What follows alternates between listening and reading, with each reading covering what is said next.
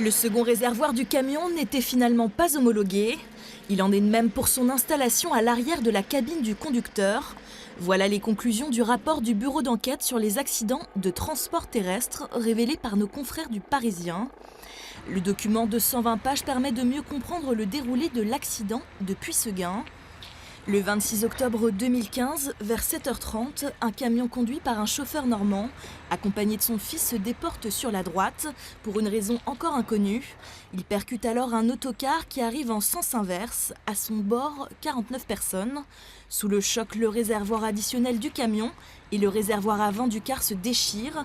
Plusieurs centaines de litres de gazole se déversent sur les deux véhicules qui prennent feu. Au moment de l'impact sur le côté gauche du car, cette barre métallique qui était présente à l'intérieur a traversé l'habitacle, donc en bas, au pied de l'habitacle, et est venue s'implanter, se planter dans le réservoir additionnel.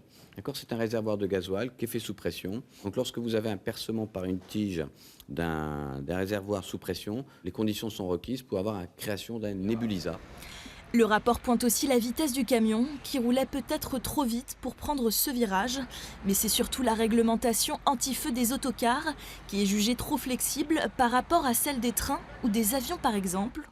Cet accident de Puyseguin reste le plus meurtrier en France depuis 1982.